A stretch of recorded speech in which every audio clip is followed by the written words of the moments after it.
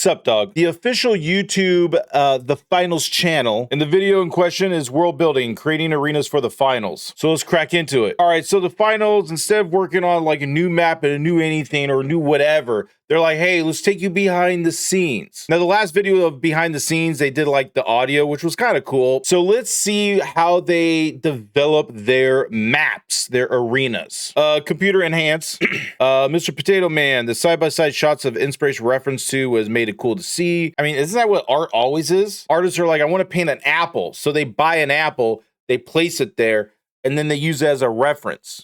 Grim says, please keep this game alive as long as possible. It's really just not like the rest. You made a gem of a game. Keep it up, guys. Absolute legends. Grim has some grim news, and he wants the game to stay alive as long as possible. Bernie Mac, wait. Let me get the popcorn. Ugh! There's a little brown on your nose, dog. Parrot Station, the kind of notification that makes me sit up straight in my seat. Why? All right, so the comments have a lot of glazers, so let's just get right into it. I enjoy the game as well, but I'm going to give credit where credit's due. If the game is ass or something is ass, I'm going to say it's ass. Unless Embark makes me a partner, then the game is amazing. We kind of set a mantra for ourselves where we almost want a player or anyone to recognize our game immediately. If you were to take a screenshot, like within a split second, we want the player to be like, oh, that's the final. So if you take a screenshot anywhere, you want people to think, oh, that's the finals. I'm trying to think what game that you can take a screenshot anywhere will tell you that's the game. I guess maybe like a Mario Brothers game. You take a screenshot anywhere, it has that art feel. Speaking about art feel, maybe like a screenshot in Kenshi or maybe a screenshot in Tarkov. But even then, you could probably get some weird angles and make it look like it's not from the game. When we make a map, we start out with picking some goals that we want to achieve with the map. That can be, fitting a specific hole in our roster or... Midas with the Midas touch. Senior level designer, I want to know the senior perspective on level design, dog. Damn, dog, look at that fucking eyebrow. That eyebrow is coming up, man. Is that real? Dog, I have faith in the finals because they hired this guy. This guy looks so excited to do anything with the finals. Now, if that guy's eyebrows were just standard and low to the ground, I have no faith. Some kind of experience that we haven't really covered yet in our game, and a location that we want to cover.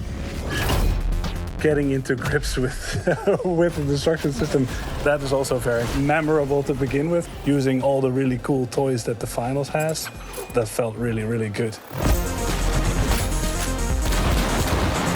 Okay, good intro.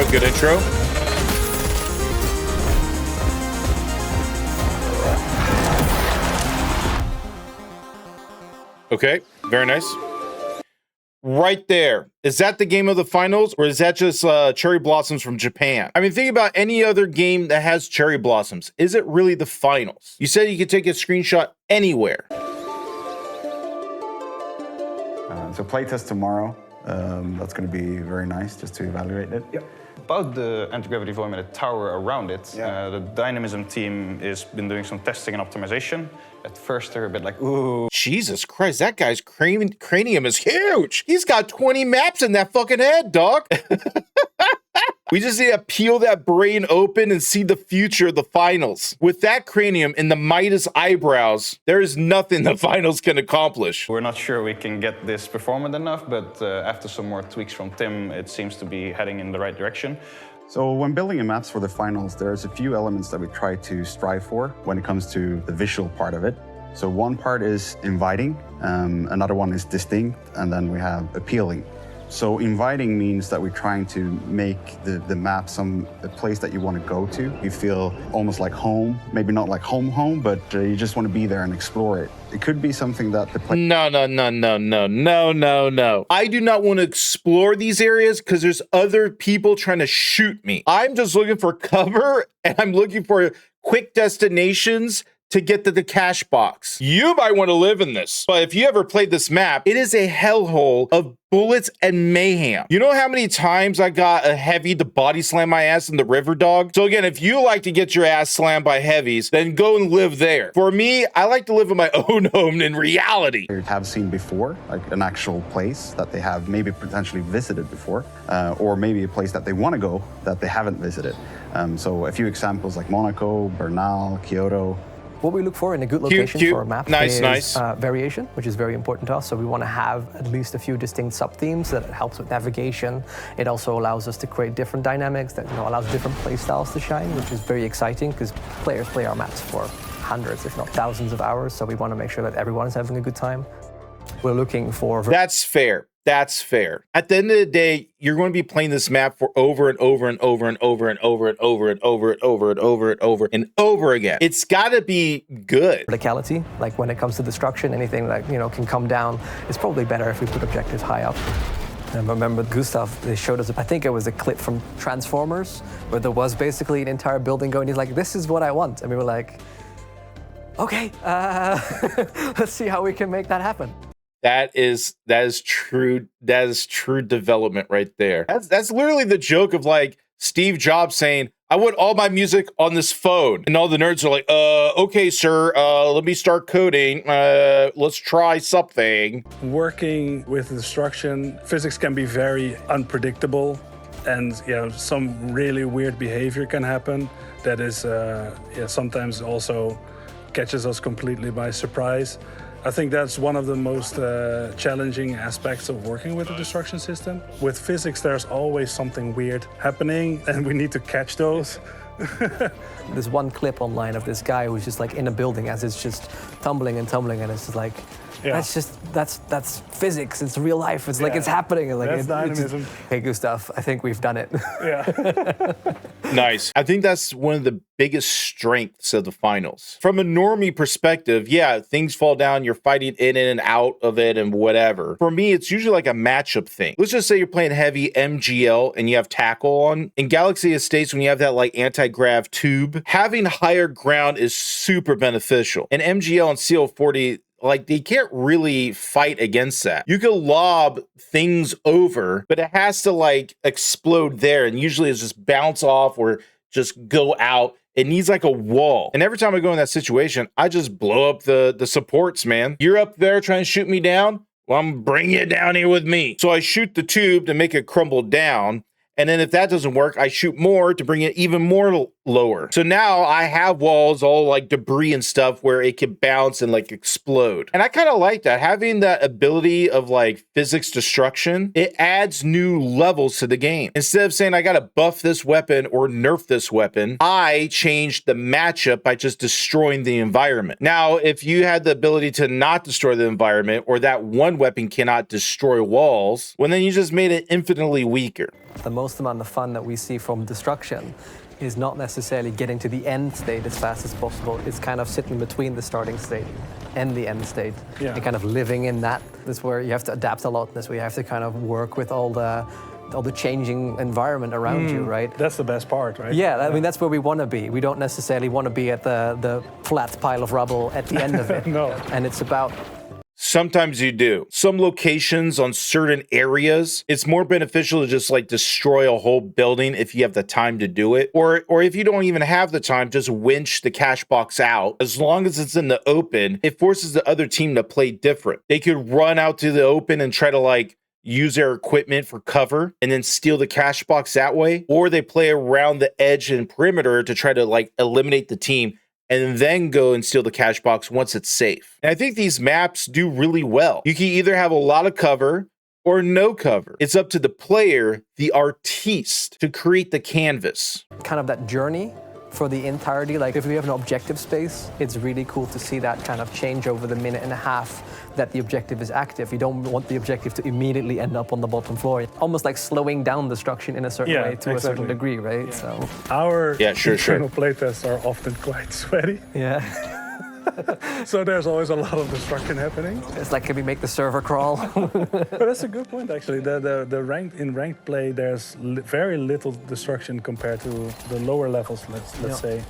Yeah. Not yet. I watch a lot of rank and I watch a lot of like pro tours. There's very little destruction. Mostly I just see like heavies just like make like a hole and then use that anti-grav and then just goo it up and have like a goo cocoon. I don't see people actively using the environment. I think the only reason why is that the main threat is the player. If you're able to at least eliminate one of the enemy team, that nets you to a 3v2. And then you just like push in, knowing that you have the numbers, and then you just divide and conquer after that. Engagements in this game happen like this, and usually the time to kill is also pretty fast. I think higher level play, once they know the other team and what they're playing, then they can use the destruction of their environment to their benefit. Like destruction can also be a very big disadvantage for your own team, right? Absolutely. You can put yourself in a very bad position if you want, if you're unlucky. So yeah. So in order to capture the aesthetic of a place, we always try to go for on reference strips to the location that we want to build. On the streets, here we go. A mix of lighting artists, level designers, and environment artists to just trying to capture as much as possible. And with that, I mean capturing both the assets themselves or our architecture, scale, but also just how things are. Whoa. Let's go back. You know how many times I come from this area to this area and I always get ganked by like 3 teams right here? I'm having internal Vietnam flashbacks. If I ever visit this location in real life, I'm going to be like, where are they? Where are they? Also just how things are related to each other. Like how do spaces actually connect? Because those are the trickiest part to figure out by yourself. If this is a stair here, what happens after you go up that stair, and what does that lead into? Things in isolation, of course, can be sometimes easy to find references for, but just the whole picture of a place is the hardest part. We have also used drone scanning to actually scan objects, and an example of that was the mountain in Bernal. So since it would be quite hard to take a lot of pictures from the distance, we used a drone and we flew it up. And then as we were driving the drone on the other side of the mountain, we lost connection with the drone itself. Oh no. Which meant that we were panicking a little bit there, just like, have we actually had it as it crashed? But then eventually we managed to get connection again, and then it came back to us. And then in the map itself, we managed to use that to create the assets in the game. The goal as well is not to necessarily copying the real location one-to-one. It's about capturing the feeling of the place.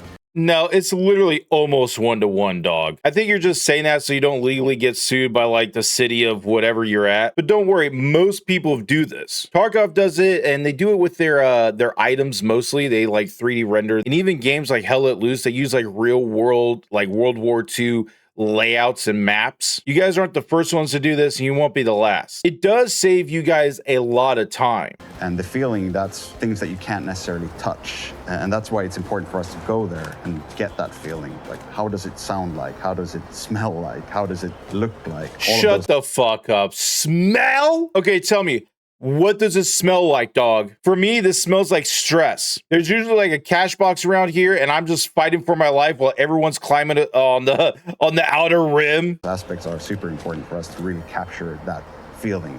So not trying to copy everything one-to-one, but just more the feeling of we heard you. You're copying one for one, almost. When we approach a new map, we usually present it with an initial brief from the directors. And if we look, for example, at Fangwai City, the brief was that we wanted this clash of ultra. We got Kugler and Kato. You know how I know these guys are artistes?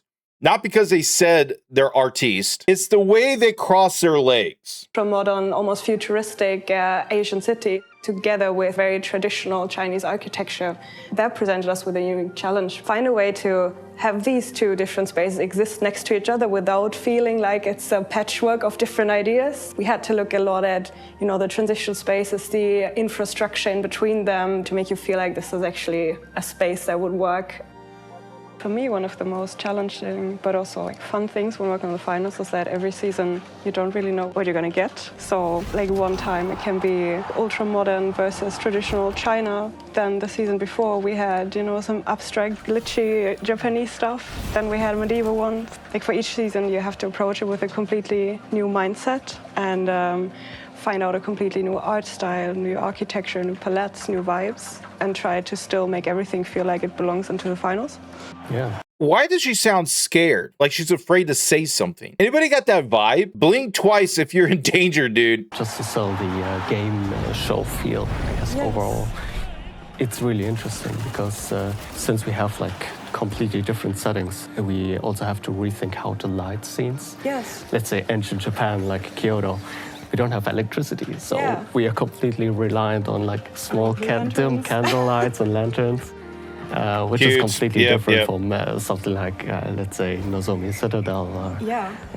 It's not really different. It's just a light source in programming, right? Hell, what other games have a light source that's not really a light source? I think in that game Grounded, you're like really small, like ant size, and there's like a grass thing that's green and glowy. It's like stupid, but that's like a light source. Hell, I bet you could just make like giant bugs and just make those a light source in the sky. The light source thing is like Where we could use some glitched environments just as a light fixture itself, or light source itself. literally what I just said. You go to Unity, you go to Unreal, you go whatever. It's just a light source. You can make anything a light source. But I'm not the dev. I'm not the light guy. But even fancy cross-legged man said you just make the glitchy thing a light source. It plays a really large role when it comes to a look or mood in the level. So we want to try to get something in as quickly as possible. And it's... Why are you looking tactical, dog? You have a goddamn chest rig that can't even fit bullets or mags or anything. You wear that shit to work, dog? Pop that open, bust the trail mix out, feed everybody, man. We're hungry. also a great responsibility because bad... You know what? I don't want to keep talking about this guy, but his hair reminds me of Johnny Depp and Edward Scissorhands. That's not a diss. It's more of a compliment. His hair actually does look pretty good. You know how I know his hair looks good? Because she's looking at his hair and be like, damn, dude, your hair is good. She got a big ass smile for that hair, dog. Lighting can make everything look pretty bad. We always have lighting in the back of our mind when we work on concepts, especially in the initial phase, because it's such an important tool to set the vibe right. The most apparent example for that is the Nozomi Citadel map, where we even have like 2 extremely different lighting scenarios within a single map. So you have the CNS side, which is very stylized and abstract almost. It has like very flat colors, very saturated shadows, which gives us this very like dreamy feeling. And then on the other side, you have Vaya, which just look harsh and corporate and high contrast, you know, bluish cold light. And that alone just emphasizes the contrast between them so much. That's funny. Also with Nozomi Citadel, when I was in Japan during that. Okay, back to the other one. It is cool that you made like 2 different like light thing, whatever. And the dreaminess is right in the middle. Anybody who's shift W down that lane, it's like you feel like that dreamy, blurry, like I can't see shit, but I feel like I'm high in the dream world. That's really cool, but it's really hard to fight there. I usually just say pick a side and then start fighting. And I usually go on the Vaisha side because it's a little more clear. I don't know, for me. Time. Yeah, Stigson asked me about some specific assets, if I could scan them over there. Yeah, and you were sending so many like street D covers and signage so we can make it realistic. Yeah, the process from a scan until having something in the game was less than 24 hours or something. I remember, yeah, that was crazy. Just have some like traffic light in and like, oh, now it's in the engine. Yeah. We, as concept artists, work a lot with the level design team. Usually it's the most fun spaces to play are not often the most realistic ones. So we collaborate quite closely to try to find a balance to make a fun gameplay possible, but also still ground. You know what? Jokes aside, another reason why I trust the finals is like these guys are fucking nerding out of light sources. Oh, isn't it cool that we got this 3D render so then we can work on it and make it kind of like ours? You want to have that for your company. If these guys were like, man, that shit was ass, I wouldn't be playing this shit, dog. But in reality, because if you enter a building, ideally you should understand in what kind of space you are. Yeah, and you know, sometimes when we've either playtested something a lot or when the community's given a lot of feedback, we have to make changes to our maps. And the way that we kind of approach that is we have a lot of data that we gather. We have really interesting tools like heat maps that we can check out, you know, player movement, objective movement, all that kind of stuff. It's very exciting for me as a level designer to look at heat maps because heat maps are kind of an accumulation of thousands of players doing a bunch of stuff and you start seeing patterns. One of the best examples of something that didn't quite work out in the past was the Seoul Hospital roof. It is one of my favorite iterations in the game that we've done so far, where, you know, that entire building was designed around this fantasy of crossing this super dangerous rooftop. And so we didn't quite want to take out the entire rooftop and kind of smash stuff together. We wanted to keep that idea that we had, that concept, that gameplay experience, but we wanted to remove some of the frustration points, particularly when players had very good aim. That's when things got very dodgy for the folks trying to approach them.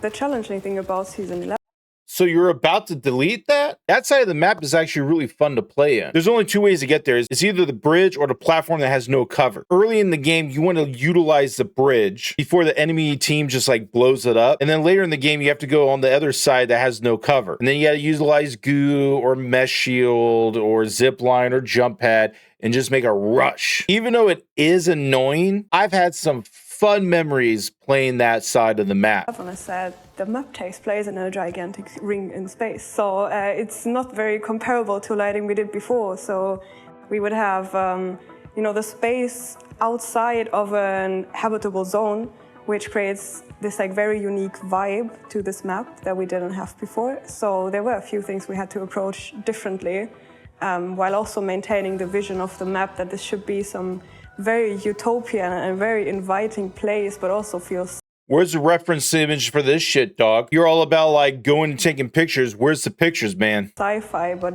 don't feel like too cold and technical. So yeah, that was a fun thing to figure out. Exactly. This was a bit tricky to get this right because in our first iteration, it kind of looked like Earth, to be honest.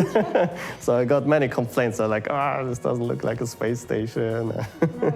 we solved it with the stone shape and that the atmosphere thins out to the top pretty fast, so that we can still see a little bit of the space and stars.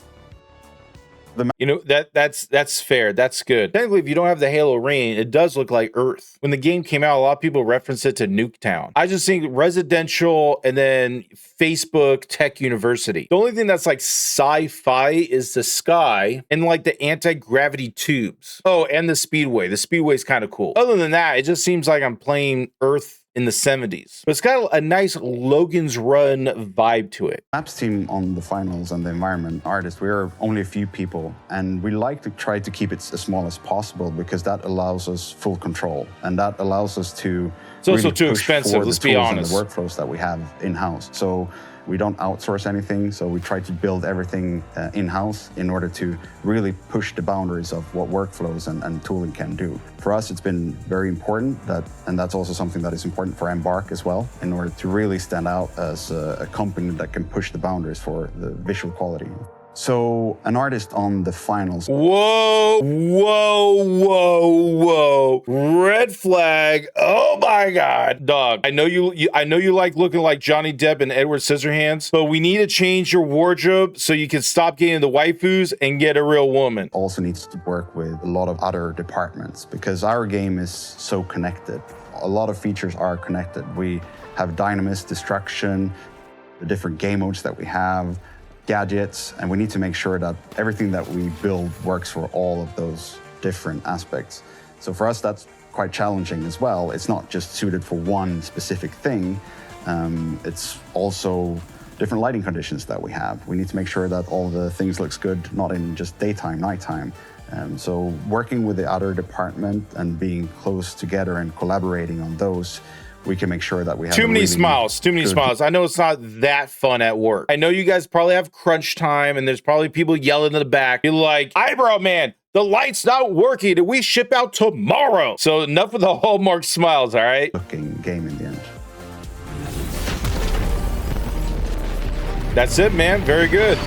Fucking loud. You know what? We'll give that a like. And you know what? Since we've been playing the game for a while, we'll do a little bit of subscribe just for you, dog. Now you can get my money and my subscription. So that's the video. This video is just really good for the normies. If nobody knows how they make video games, they give you a little peek of around the curtain. I know devs for like, AAA studios or whatever. They use scans to help them render objects or buildings or whatever have you. I mean, War Dogs just posted a video saying the exact same thing. They went to different locations and different cities and different towns. They scanned using a drone because that seems like the most efficient way to do it. And then they started programming and making little tiny adjustments to their own way. I was a little skeptical in the beginning of the video when they're like, oh, if you take a screenshot anywhere, it looks like the finals. I'm like, dog, I'll just put my camera to the grass and just look at grass. Is your grass proprietary? That's just the finals grass? No, it's fucking bullshit and propaganda. But Eyebrow Guy, the woman that looks scared, and Edward Scissorhands, They all look like they're having fun with the finals. And I trust devs when they're passionate about their project. Like the lighting guys. I want Embark to hire the lighting person, the person who loves light. They just stare at light all day. They stare at the sun for reference of how the sun hits their eyes. I want them to hire that person. I don't want them to hire somebody who's in the dark all the time who says, well, in theory, I read a book about light. No, fuck that person, dog. Get the person who stares at light all day. And I feel like they did that. Now, Devil's Advocate, I'm glazing the finals because it's a fun game and this video's fun. But if you want this game to be extended for a little more, to milk a little more money out of people, you need to make another map. I know you just made a map and you just released it, but maps make people still play. Maybe a new gadget or a new weapon or the finals 2.0. Electric Boogaloo. I mean, everyone loved Path of Exile, and they just made that game really awesome season after season. They just kept adding and adding and adding. They're like, hey, we have 80 skill gems. Let's make 80 more. Now you get like 3,000 skill gems. And then they're like, yo, let's just make Poe 2, dog. You can still play Poe 1, but here's Poe 2, and this is all the new shit. There might be a time where you need to do that move, because there's going to be a lot more games coming out, man. I mean, for me, there's going to be Hell Let Loose Vietnam and War Dogs. A lot of people in my demographic are going to play War Dogs. So if you're going to come out and be like, oh, here's new skins, you can paint your fingernails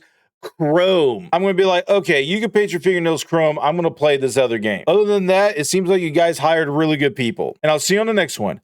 Bye.